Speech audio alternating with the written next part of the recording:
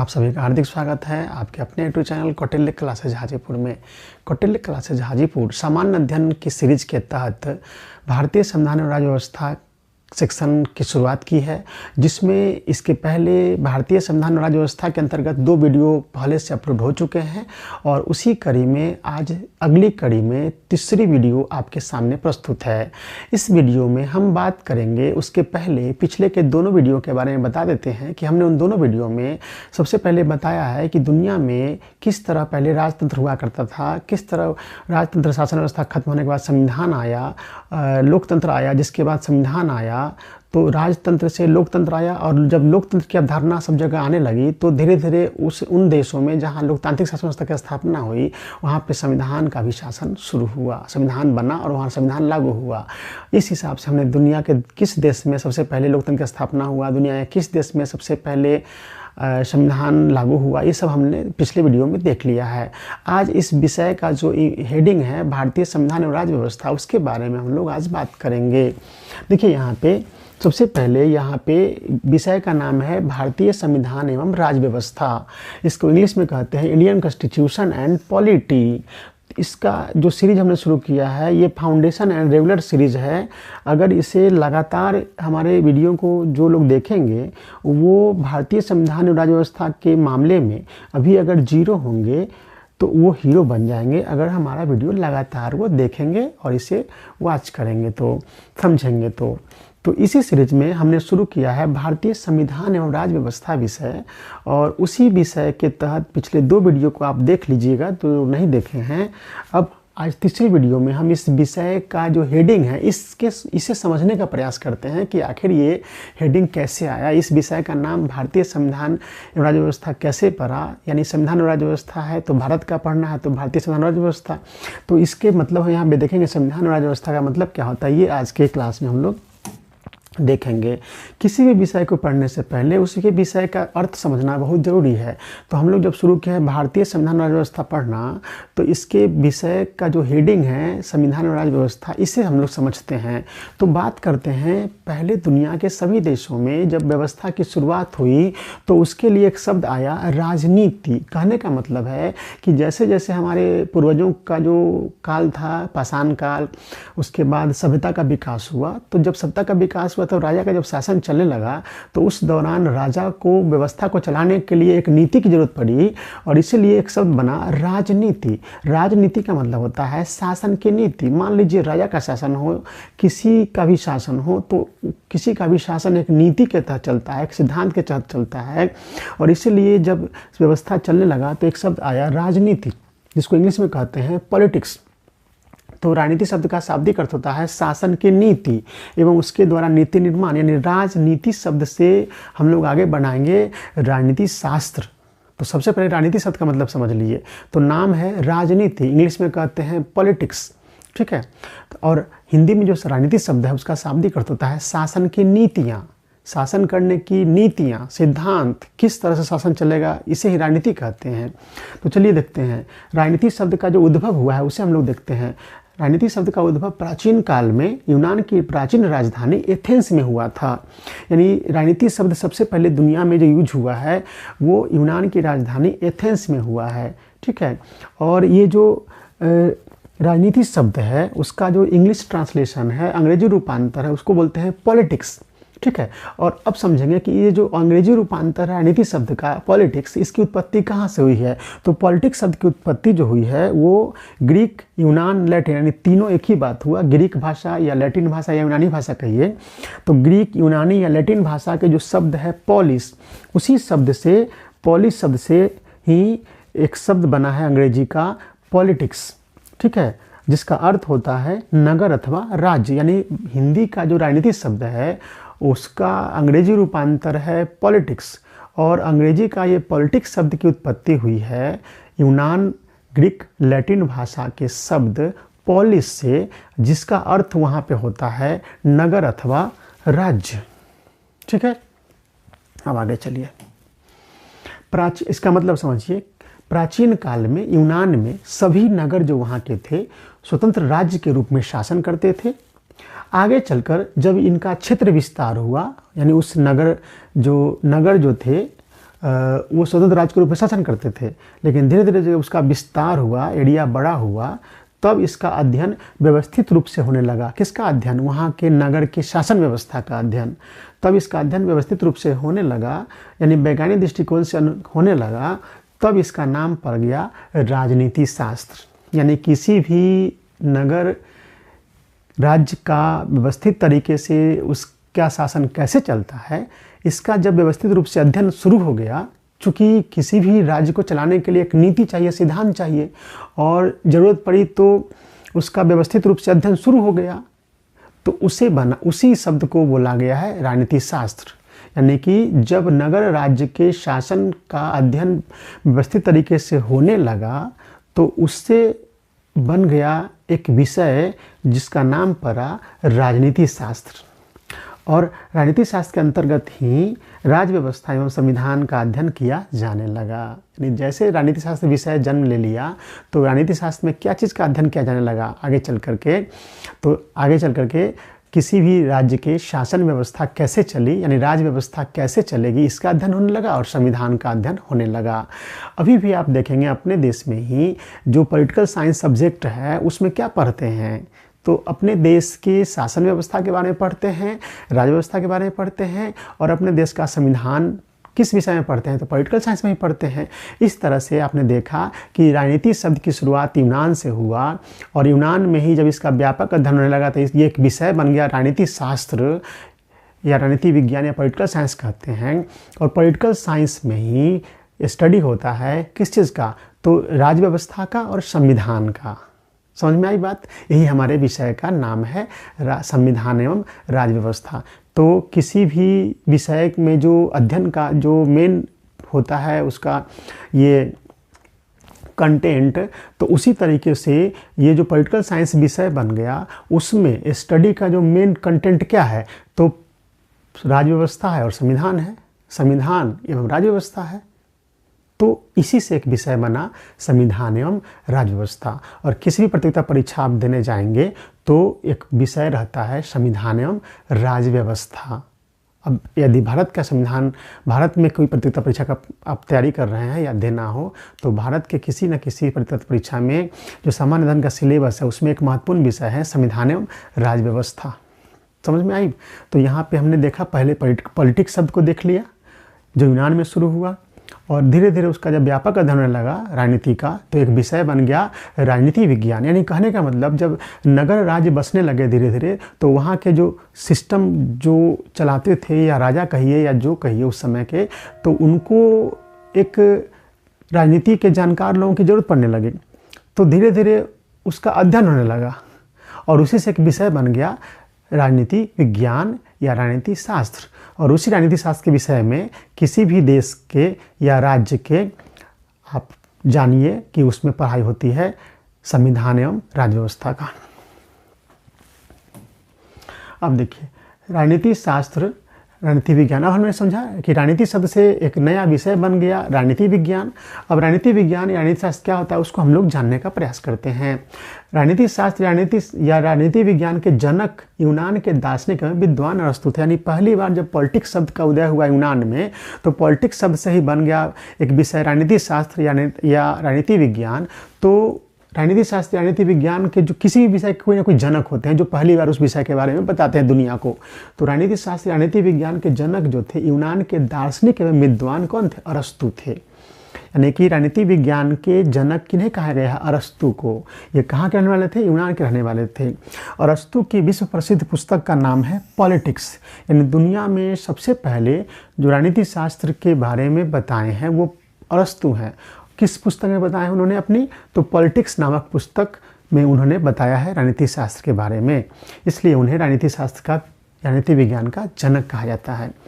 अब देखिए, ये बहुत सारा एग्जाम में क्वेश्चन पूछता है कि पॉलिटिक्स जो बुक है उसके लेखक कौन है। तो आज आपने जाना कि पॉलिटिक्स जो बुक है उसके लेखक हैं कौन? अरस्तु है। तो सबसे पहले पॉलिटिक्स बुक में उन्होंने पॉलिटिकल साइंस के बारे में लिखा, इसलिए पॉलिटिकल साइंस का जनक हैं अरस्तु। अरस्तु देखिए कौन थे? तो सिकंदर के गुरु थे, और यूनान के महान दार्शनिक भी थे और सिकंदर के गुरु थे। अरस्तु का गुरु कौन था? प्लेटो। और प्लेटो के गुरु कौन थे? सुकरात। ठीक है। अरस्तु सिकंदर का गुरु था, ठीक है। सिकंदर का गुरु था प्लेटो और प्लेटो का गुरु था सुकरात। देखिए यहाँ पे शिष्य और गुरु देख लीजिए, तो सिकंदर का गुरु अरस्तु, अरस्तु का गुरु प्लेटो, जिसे अफलातुन भी कहते हैं, समझ लीजिए। प्लेटो को अफलातुन के नाम से भी जाना जाता है, ठीक है। प्लेटो को अफलातुन के नाम से भी जाना जाता है। और प्लेटो के गुरु कौन? सुकरात। देखिए अरस्तु रहा है 384 बीसी से 322 बीसी तक, प्लेटो रहा है 427 बीसी से 347 बीसी तक, और सुकरात 470 बीसी से 399 बीसी तक। तो ये समझ गए। अब इसको एक और स्ट्रक्चर से समझिए। देखिए यहाँ पे सिकंदर का गुरु अरस्तु, अरस्तु का गुरु प्लेटो और प्लेटो का गुरु सुकरात। देख रहे हैं ये स्ट्रक्चर, इसको समझिए। सिकंदर का गुरु कौन? अरस्तु, अरस्तु का गुरु कौन? प्लेटो, और प्लेटो का गुरु कौन? सुकरात, ठीक है। अब देखिए सिकंदर 356 बीसी से 323 बीसी में इसकी मृत्यु हुई है। अरस्तु 384 बीसी से 322 बीसी तक ये रहे हैं। प्लेटो रहे हैं 427 बीसी से 347 बीसी तक, और सुकरात सबसे बड़े थे, इन सभी से उम्र में काफ़ी बड़े थे। तो ये रहे हैं 470 बीसी से 399 बीसी तक। इस तरीके से अब देखिए ये तीनों का हम क्यों चर्चा करते हैं। सिकंदर तो आप जानते हैं कि राजा थे, यूनान के राजा थे, जिन्होंने भारत पर भी आक्रमण किया था, लेकिन इनकी सेना जो है मगध के जो नंद वंश की जो सेना थी, यानी धनानंद की सेना से डर करके ये व्यास नदी को पार करने से इनकार कर दिया था, और इसलिए भारत पर सिकंदर का आक्रमण टल गया था। यही सिकंदर थे जो विश्व विजय के अभियान पर निकले थे, लेकिन भारत में व्यास नदी के तट पे से ही इनको वापस जाना पड़ा था। तो ये सिकंदर के गुरु थे अरस्तु, अरस्तु के गुरु थे प्लेटो, प्लेटो के गुरु थे सुकरात। अब देखिए अरस्तु, ठीक है, प्लेटो और सुकरात, इन तीन दार्शनिकों की त्रयी ने, यानी तीनों की जो सम्मिलित रूप को बोलते हैं त्रय, यानी अरस्तु, प्लेटो और सुकरात, इन तीन दार्शनिकों की त्रयी ने ही पश्चिमी संस्कृति का दार्शनिक आधार तैयार किया। यानी आज जो पश्चिमी सभ्यता जो कहते हैं, पश्चिम के जो देश हैं, उनके जो संस्कृति का जो आधार स्तंभ है वो इन तीनों दार्शनिकों के विचार पर बना हुआ है। यानी इन तीनों दार्शनिकों के विचार पर ही पश्चिमी संस्कृति का जन्म हुआ है। यानी पश्चिमी संस्कृति का आधार है ये तीनों के विचार, ठीक है। अब देखिए प्लेटो के बारे में थोड़ा जान लीजिए, जितना जानना है अभी हमारे इस विषय के हिसाब से। प्लेटो की प्रसिद्ध पुस्तक का नाम है रिपब्लिक। ये भी बहुत एग्जाम में क्वेश्चन पूछता है कि प्लेटो रिपब्लिक किसके लेखक कौन है, तो प्लेटो हैं। आपने पहले देखा पॉलिटिक्स के लेखक कौन है, अरस्तु हैं। देखिए इस तरीके से जब हम ये विषय स्टडी करा रहे हैं तो इसी समय कुछ ऐसे ऐसे नाम जानेंगे किताब का या लेखक का या दार्शनिक का, जो आप भविष्य में क्वेश्चन बनाएंगे। रटना नहीं होता है। यहाँ पे ज़रूरत पड़ रही है हमको राजनीति शब्द का व्याख्या करने का, तो यहाँ पे बता रहे हैं। और ये इस तरह से अगर सिस्टमेटिक ढंग से कोई नहीं जानता है ना, तो यही याद करते हैं कि फलना के लेखक फलना, किताब के लेखक फलना, ये सब नहीं होता, याद करना नहीं होता है। जहाँ जिसकी ज़रूरत होती है, अगर किसी चीज़ को व्यवस्थित तरीके से आप अध्ययन कर लेते हैं तो उसे आप सब दिन याद रखते हैं। अब देखिए प्लेटो की प्रसिद्ध पुस्तक का नाम क्या है, रिपब्लिक है, ये जान गए आप। अब देखिए अब भारत में आइए। भारत में ये तो दुनिया के लेवल पे ना है, हर चीज़ को हम लोग दो रेफरेंस में देखते हैं। एक दुनिया के स्तर पर तो हमने देखा है दुनिया के स्तर पर राजनीति शब्द का सबसे पहले उपयोग हुआ यूनान में, और उसके बाद आपने देखा कि पॉलिटिक्स किताब लिखे हैं अरस्तु जी, और उसके बाद प्लेटो जो थे, जो कि अरस्तु के गुरु थे, उनकी एक किताब थी, आपको क्या नाम था, रिपब्लिक, ये भी आपने देखा। तो अब देखिए भारत में आ जाइए। अब भारत में राजनीति शास्त्र या प्रशासन की जो पहली पुस्तक का एग्जाम्पल मिलता है वह किताब है अर्थशास्त्र। यानी भारत में पहली बार राजनीति और प्रशासन पर अगर कोई किताब लिखी गई है कि शासन कैसे होना चाहिए, राजनीति क्या होनी चाहिए, तो वह किताब का नाम है अर्थशास्त्र, जिसे लिखा है कौटिल्य ने, जिन्हें चाणक्य भी कहते हैं, ठीक है। तो दुनिया के लेवल में तो आपने देखा कि रिपब्लिक और पॉलिटिक्स नामक किताब है, लेकिन भारत में राजनीति शास्त्र या प्रशासन की जो पहली पुस्तक है उसका नाम क्या है, अर्थशास्त्र है। आप जानते होंगे चाणक्य का नाम चंद्रगुप्त मौर्य के प्रधानमंत्री थे। चंद्रगुप्त मौर्य को इन्होंने राजा बनाया था। चंद्रगुप्त मौर्य ने इन्हीं के निर्देशन में लड़कर नंद वंश के अंतिम शासक धनानंद को पराजित करके भारत में मगध में मौर्य वंश की शासन की स्थापना की थी। तो वही चंद्रगुप्त मौर्य के प्रधानमंत्री थे। आप सभी लोग जानते होंगे कि धनानंद ने, चाणक्य जो उनके प्रधानमंत्री थे धनानंद के समय में, उसने धनानंद का अपमान किया था और उन्होंने अपमान का बदला लेने की कसम खाई थी और ये माध्यम बनाया था चंद्रगुप्त मौर्य को। तो ये जो चंद्रगुप्त मौर्य के शासनकाल में कौटिल्य ने जो किताब लिखी थी उस किताब का नाम है अर्थशास्त्र। तो भारत में अगर राजनीतिक, आपने देखा पिछले वीडियो में आपने देखा कि भारत में कानून की पुस्तक या संविधान की पुस्तक पहली कौन है, तो आपने देखा मनुस्मृति। उसी तरीके से अब यह देख लीजिए कि भारत में अगर राजनीति या प्रशासन पर जो भारत में सबसे पहली किताब लिखी गई है उसका नाम अर्थशास्त्र है। अब देखिए नाम देखिए, अर्थशास्त्र एक विषय है, इकोनॉमिक्स जिसको इंग्लिश में कहते हैं। यहाँ एक अर्थशास्त्र किताब है, दोनों में अंतर समझ लीजिए। एक अर्थशास्त्र विषय है, इकोनॉमिक्स इसको इंग्लिश में कहते हैं, जिसके जन्मदाता उस विषय के एडम स्मिथ साहब हैं।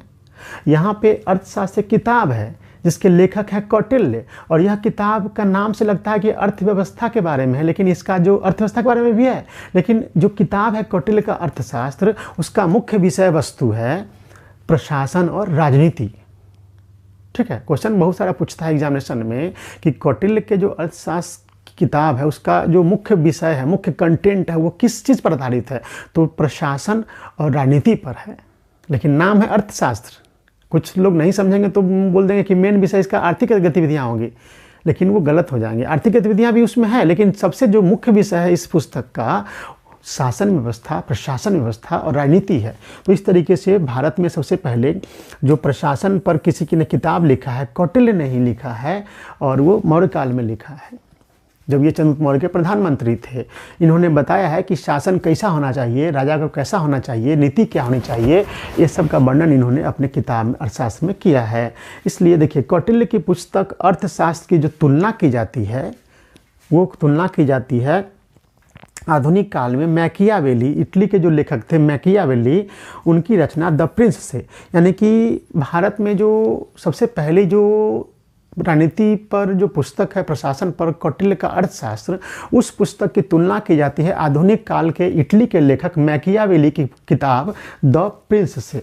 यानी द प्रिंस में जिस तरह से आधुनिक काल में इटली के जो मैकियावेली हैं उन्होंने द प्रिंस में राजनीति और प्रशासन पर जो चीज़ें लिखी हैं, उसी तरह की बातें लिखी थी भारत में कौटिल्य ने। किस पुस्तक में? अर्थशास्त्र में। देखिए द प्रिंस, अभी हाल ही में एग्जामिनेशन हो रहा है बीपीएससी का टीआरई में, तो टीआरई 1 में ये क्वेश्चन पूछे हुए हैं कि द प्रिंस के लेखक कौन है, ये चीज़ पूछे हुए हैं। अब देखिए राजनीति शास्त्र से संबंधित आधुनिक काल की सबसे महत्वपूर्ण पुस्तक, देखिए भारत में सबसे पहले प्रशासन और राजनीति की पुस्तक अर्थशास्त्र हुआ कौटिल्य का। तो आधुनिक काल में जो राजनीति शास्त्र की जो सबसे महत्वपूर्ण पुस्तक बनी है दुनिया भर में, वो मैकियावेली की पुस्तक है आपको द प्रिंस। देखिए राजनीति शास्त्र से संबंधित आधुनिक काल की सबसे महत्वपूर्ण पुस्तक द प्रिंस है। मैकियावेली को आधुनिक काल का चाणक्य कहा जाता है। इटली के जो मैकियावेली हैं उन्हें आधुनिक काल का चाणक्य कहा जाता है, क्योंकि प्राचीन काल में भारत में जो कौटिल्य ने अर्थशास्त्र की पुस्तक लिखी वो पूरी दुनिया में फेमस है। दुनिया भर में प्राचीन काल में प्रशासन और शासन और राजनीति पर लिखी गई महत्वपूर्ण पुस्तक है कौटिल्य का अर्थशास्त्र। तो आधुनिक युग में जो राजनीति और प्रशासन पर जो पुस्तक लिखी गई है वो सबसे प्रसिद्ध है मैकियावेली की द प्रिंस। तो यही कहा गया है कि राजनीति शास्त्र से संबंधित आधुनिक काल की सबसे महत्वपूर्ण पुस्तक कौन है? द प्रिंस है। मैकियावेली को आधुनिक काल का क्या कहते हैं? चाणक्य कहा जाता है, क्योंकि प्राचीन काल में जो काम चाणक्य ने किया है वही काम आधुनिक काल में किसने किया? मैकियावेली ने किया है अपने द प्रिंस लिख करके। इसलिए कहते हैं मैकियावेली को आधुनिक काल का चाणक्य कहा जाता है। मैकियावेली को इटली का चाणक्य भी कहा जाता है, जबकि कभी कभी चाणक्य को भारत का मैकियावेली भी कहा जाता है। ये भी क्वेश्चन बार बार यहाँ से पूछा हुआ है। आप समझ गए ना मैकियावेली कौन है? चूँकि दोनों की तुलना होती है कि आधुनिक काल में राजनीति और प्रशासन पर जो पुस्तक लिखा है मैकियावेली ने, यही काम प्राचीन काल में कौटिल्य ने किया था, जो दुनिया में काफ़ी प्रसिद्ध हैं। चलिए अब देखिए, द प्रिंस पुस्तक की रचना मैकियावेली ने की और इसका प्रकाशन इनकी मृत्यु के 5 वर्ष बाद 1532 ईस्वी में हुई थी। अब देखिए, अब हम लोग समझे पॉलिटिक्स सबसे पहले शुरुआत किया। पॉलिटिक्स शब्द से बना पॉलिटिकल साइंस यानी राजनीति विज्ञान या राजनीति शास्त्र, और आपने जाना कि राजनीति शास्त्र या पॉलिटिकल साइंस जो विषय है या राजनीति विज्ञान, उसी विषय में पढ़ते हैं। उसी विषय में 2 चीज़ों का अध्ययन होता है मुख्य रूप से, एक होता है राज्य व्यवस्था का और एक संविधान का। तो देखिए कैसे हमने आगे बढ़ा। पहले पॉलिटिक्स शब्द जाना, पॉलिटिक्स शब्द का जब व्यापक अध्ययन होने लगा तो उसी से एक शास्त्र बन गया, कि विषय बन गया पॉलिटिकल साइंस। और आपने देखा कि पॉलिटिकल साइंस में ही पढ़ाई होती है राज्य व्यवस्था का और संविधान का। तो अब हम लोग जानते हैं राज्य व्यवस्था क्या है और संविधान क्या होता है। देखिए, किसी भी देश या राज्य की जो शासन व्यवस्था चलाने की जो पद्धति होती है उसे ही कहते हैं राज्य व्यवस्था। जैसे मान लीजिए भारत, तो भारत का शासन कैसे चलता है, भारत की शासन व्यवस्था चलाने के लिए क्या व्यवस्था है, क्या सिस्टम है, इसे ही कहते हैं राज्य व्यवस्था। देखिए, किसी भी देश या राज्य की शासन व्यवस्था चलाने की जो पद्धति होती है, जो व्यवस्था होती है, उसे ही राज्य व्यवस्था कहते हैं। समझ में? जैसे भारत का शासन कैसे चलता है, भारत के शासन चलाने के लिए क्या सिस्टम है, इसको कहाँ मिलेगा ये, इसी को बोलते हैं भारत की राज्य व्यवस्था। ठीक है। अब किसी भी देश की राज्य व्यवस्था कहाँ मिलती है? अब देखिए, संविधान निकल गया शब्द। अब किसी भी देश की जो राज्य व्यवस्था होती है, यानी किसी भी देश को जो शासन चलाने की व्यवस्था होती है, पद्धति होती है, वो कहाँ मिलती है? तो उस देश के संविधान में मिलती है। और इसलिए हमने विषय का नाम रखा है या रखा जाता है या किसी एग्जाम में पूछा जाता है, संविधान एवं राज्य व्यवस्था। अब किसी भी देश के विद्यार्थी जिस देश के होते हैं उस पर वो फोकस करते हैं। तुलना तो विभिन्न देशों के संविधान से होती है, लेकिन अगर भारत में हम लोग हैं तो भारत की राज्य व्यवस्था अगर पढ़ना हो तो हम लोग, इसलिए हमारे देश में जितने एग्जामिनेशन होते हैं उसमें एक टॉपिक है, एक विषय है भारतीय संविधान एवं राज्य व्यवस्था। तो देखिए, यानी किसी भी देश या राज्य की शासन व्यवस्था चलाने की जो पद्धति होती है उसे ही कहते हैं राज्य व्यवस्था। और किसी भी देश की राज्य व्यवस्था कहाँ का वर्णन कहाँ मिलता है? तो उस देश के संविधान में मिलता है। जैसे अगर भारत की राज्य व्यवस्था पढ़ना हो या भारत की राज्य व्यवस्था जानना है तो क्या पढ़ना पड़ेगा? भारत का संविधान पढ़िए। आई समझ बात? और इसलिए हम लोग संविधान शुरू करेंगे अब। तो किसी भी देश की राज्य व्यवस्था उस देश के संविधान के अनुसार चलती है। किसी भी देश की राज्य व्यवस्था उस देश के संविधान के अनुसार चलती है और उस देश की समस्त राज्य व्यवस्था का वर्णन उस देश के संविधान में मिलता है। That's all. यानी कि हमने शुरू किया पॉलिटिक्स शब्द से शुरू हुआ पॉलिटिकल साइंस विषय, और पॉलिटिकल साइंस विषय में 2 चीज़ों का अध्ययन होता है, राज्य व्यवस्था और संविधान का। तो राज्य व्यवस्था क्या होती है समझ गए? किसी भी देश की शासन व्यवस्था चलाने के जो सिस्टम होते हैं, पद्धति होती है, उसे राज्य व्यवस्था कहते हैं। और राज्य व्यवस्था, किसी भी देश की जो राज्य व्यवस्था होती है उसकी जानकारी कहाँ मिलती है? तो उस देश के संविधान में मिलती है। और अगर भारत का संविधान पढ़ लेंगे तो हम भारत की राज्य व्यवस्था के बारे में जान जाएंगे, भारत के पूरे शासन व्यवस्था के बारे में जान जाएंगे, सिस्टम के बारे में जानेंगे, नीति के बारे में जान जाएंगे। तो यही बात है। अब देखिए, इसलिए अब संविधान शब्द पर आइए। अब संविधान शब्द का अंग्रेजी रूपांतर कॉन्स्टिट्यूशन होता है। संविधान शब्द का अंग्रेजी रूपांतर क्या होता है? कॉन्स्टिट्यूशन। ठीक है। ये भी लैटिन भाषा, ये जो अंग्रेजी का कॉन्स्टिट्यूशन शब्द है, यह यूनानी या लैटिन या ग्रीक भाषा जिसको कहते हैं उसके एक शब्द है, कॉन्स्टिट्यूट से बना है, जिसका मतलब होता है शासन करने का सिद्धांत। समझ में आ गया? यानी किसी भी देश का जो संविधान होगा उसमें क्या होता है? तो उस देश का शासन कैसे चलेगा उसके बारे में उसका सिद्धांत रहता है। जैसे भारत का संविधान अगर हम पढ़ेंगे तो भारत के संविधान में क्या है? तो भारत का शासन कैसे चलेगा, इसका सभी चीज़ों का संग्रह है संविधान। तो समझ रहे हैं ना? कॉन्स्टिट्यूशन शब्द संविधान को इंग्लिश में कहते हैं, और अंग्रेजी भाषा का जो कॉन्स्टिट्यूशन शब्द है उसकी उत्पत्ति हुआ है लैटिन भाषा के कॉन्स्टिट्यूट शब्द से। और कॉन्स्टिट्यूट शब्द जो लैटिन भाषा का है उसका अर्थ होता है शासन करने का सिद्धांत। और इसलिए हम लोग कहेंगे कि संविधान क्या होता है? तो संविधान होता है शासन करने का सिद्धांतों का संग्रह। यानी भारत का संविधान अगर है तो भारत का शासन कैसे चलेगा, इन सभी चीज़ों का, नियमों का, सिद्धांतों का संग्रह है संविधान में।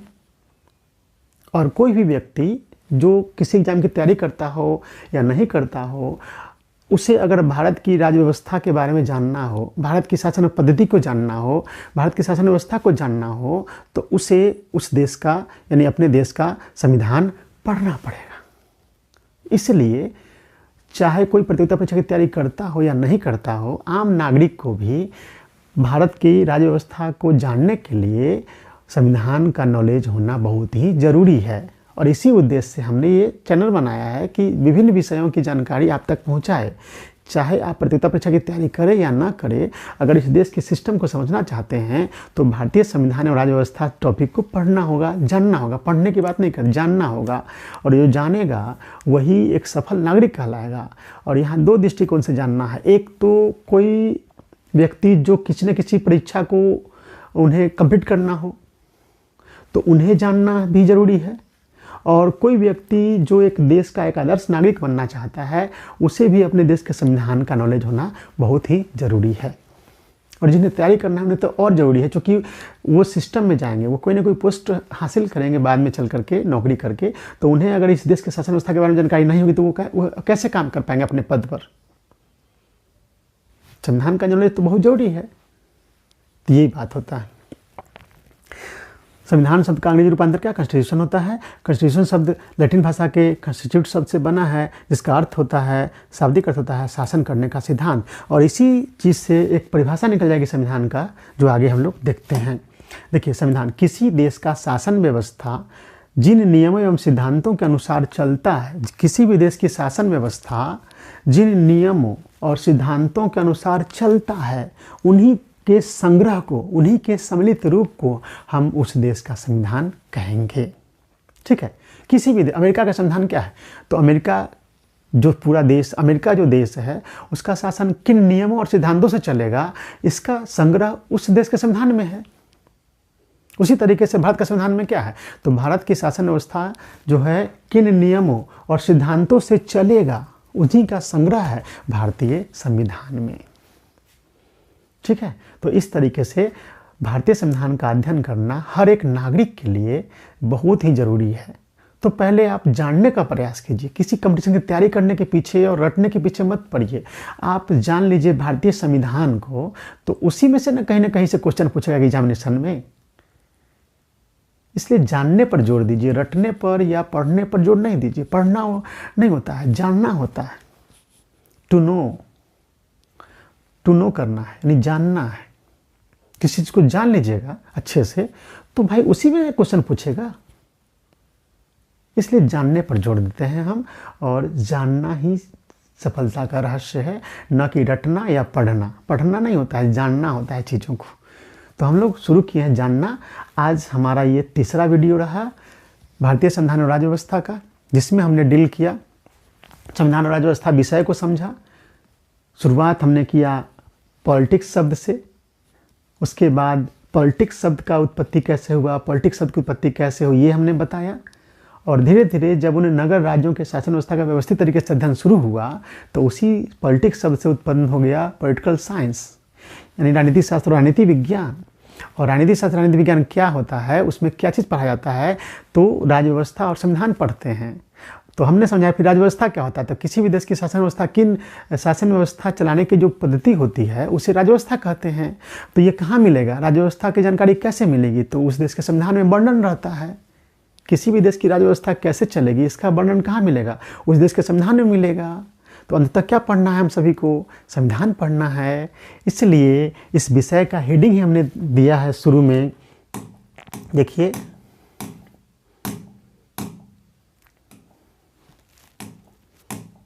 इस विषय का हेडिंग ही देखिए आप, भारतीय संविधान एवं राज्य व्यवस्था। तो आप लोग अच्छे से इस तीसरे वीडियो को देखें, और जो लोग पहली बार इस वीडियो को देख रहे हैं वो भारतीय संविधान और राज्य व्यवस्था का वीडियो 1 और 2 भी देख लीजिए, तब जाके सिस्टम में समझ में आएगा। तो इतने अच्छे तरीके से हमने बताने का प्रयास किया है आप लोगों को भारतीय संविधान और राज्य व्यवस्था। फिर से इतना पढ़ने के बाद, इतना जानने के बाद आप इसको 2 मिनट में रिवीजन कर सकते हैं। लेकिन पहली बार तो जानना पड़ेगा यार अच्छे तरीके से। कैसे? सबसे पहले पॉलिटिक्स शब्द की उत्पत्ति हुई, उसके बाद पॉलिटिक्स शब्द से बना पॉलिटिकल साइंस, और पॉलिटिकल साइंस को हिंदी में कहते हैं ये राजनीति विज्ञान या राजनीति शास्त्र। और राजनीति शास्त्र या राजनीति विज्ञान में क्या होता है, तो राजनीति शास्त्र या राजनीति विज्ञान में राज्य व्यवस्था और संविधान का वर्णन होता है। राज्य व्यवस्था क्या होता है, तो किसी भी देश की शासन व्यवस्था किस पद्धति से चलेगा, क्या शासन व्यवस्था का सिस्टम होगा, ये वर्णित रहता है राज्य व्यवस्था में। और किसी देश की राज्य व्यवस्था को अगर जानना हो तो क्या पढ़ना होगा, उस देश के संविधान का अध्ययन करना होगा। इसलिए हमें संविधान का अध्ययन करना है और इसलिए इस विषय का नाम रखे हैं भारतीय संविधान एवं राज्य व्यवस्था। हमको अपने देश का संविधान बेहतर तरीके से पढ़ना है और ज़रूरत पड़ेगी जहाँ जहाँ हम दुनिया के कुछ महत्वपूर्ण देशों के संविधानों का अध्ययन भी करते चलेंगे शॉर्ट में, क्योंकि आप सभी जानते हैं कि भारतीय संविधान जब बना है तो दुनिया के 60 से 70 देशों के संविधानों का अध्ययन किया हमारे संविधान सभा के सदस्यों ने। और उन देशों के संविधान से जो अच्छे प्रावधान थे उसे हमारे संविधान निर्माताओं ने अपने देश में शामिल किया है। तो जब भी हम संविधान आगे चल के पढ़ेंगे तो दुनिया के 2 महत्वपूर्ण देश, एक इंग्लैंड और एक अमेरिका का हम तुलनात्मक रूप से अध्ययन करते चलेंगे। अमेरिका का क्यों, दुनिया में सबसे पहला संविधान लागू हुआ अमेरिका में, तो मॉडल है। और दुनिया में सबसे विकसित देश अमेरिका है, तो जब सबसे विकसित देश अमेरिका है तो उसका संविधान कैसा है, इसको अध्ययन करना पूरा दुनिया के लोग अध्ययन करते हैं। क्योंकि क्या उस देश के संविधान में खासियत है कि वह इतना अच्छा शासन व्यवस्था अमेरिका में चलती है कि वहाँ सभी संपन्न है, सभी सुखी है और इतना बड़ा देश और इतना विकसित देश बन गया है। तो इसलिए अमेरिका का संविधान एक पढ़ना जरूरी है। और इंग्लैंड का संविधान क्यों पढ़ना जरूरी है, क्योंकि इंग्लैंड ने हम पे लगभग 200 साल शासन किया है। उसी ने यहाँ पे सिस्टम डेवलप किया है जिसके बेस पे हमने संविधान बनाया है। इसलिए आगे चलकर जब संविधान का अध्ययन करेंगे तो अमेरिका के संविधान और भारत और इंग्लैंड के संविधान से तुलनात्मक रूप से हर चीज़ को पढ़ते चलेंगे, जानते चलेंगे। तो अब हम लोग अगले वीडियो में हम लोग पढ़ना शुरू करेंगे संविधान। ठीक है, अगले वीडियो में हम संविधान पढ़ना शुरू करेंगे। तो भारत में संविधान कैसे आया, कैसे शुरुआत हुआ, संविधान सभा का इतिहास क्या है, वो सब हम लोग जानेंगे नेक्स्ट वीडियो से। तो बहुत बहुत धन्यवाद आप सभी का। ये हमारा तीसरा वीडियो है भारतीय संविधान राज्य व्यवस्था का। आप सभी को अगर ये वीडियो अच्छा लगता हो, जानकारी व्यवस्थित तरीके से हम दे रहे हैं, अच्छे लगते हो, तो आप वीडियो को लाइक कर दें। और जिन लोगों ने अभी तक हमारे चैनल को सब्सक्राइब नहीं किया है वो प्लीज़ सब्सक्राइब कर दें। और आप अपने स्वजनों, परिजनों और अपने संबंधियों के यहाँ, परिचितों के यहाँ इस वीडियो को शेयर कर दें ताकि वो भी हमारे चैनल के बारे में जान सके और वो भी लाभान्वित हो सके। हमारा मिशन है भारतीय संविधान, इतिहास, जितने भी सामान्य अध्ययन के विषय हैं उन्हें लोगों तक पहुँचाना ताकि वो एक जिम्मेदार और आदर्श नागरिक बन सके। बहुत बहुत धन्यवाद आप सभी का। बहुत बहुत धन्यवाद। जिन लोगों ने चैनल सब्सक्राइब नहीं किया है प्लीज़ कर दीजिए चैनल सब्सक्राइब। आप पूछेंगे कि सब्सक्राइब करने से फ़ायदा क्या है, तो जब आप चैनल सब्सक्राइब कर देंगे और सब्सक्राइब जैसे ही करेंगे तो एक ऊपर में बेल बटन आएगा, घंटी का बटन आएगा, उससे अगर प्रेस कर देंगे तो ऑल पर प्रेस कर देंगे तो हम जो भी वीडियो अपलोड करेंगे वो आपको, जैसे ही वीडियो अपलोड करेंगे वैसे ही आपको एक नोटिफिकेशन चला जाएगा, सूचना चली जाएगी कि Kautilya classes Hajipur YouTube channel ने एक वीडियो अपलोड किया है। उस वीडियो को आप बिना देर किए हुए देख लीजिएगा। इसी तरह से तैयारी आपकी होती चली जाएगी और एक सफल और एक आदर्श नागरिक बनकर निकलेंगे। और अगर कोई प्रतियोगिता परीक्षा की तैयारी करते हैं तो उसमें आपको सफलता भी मिलेगी। तो बहुत बहुत धन्यवाद आप सभी का।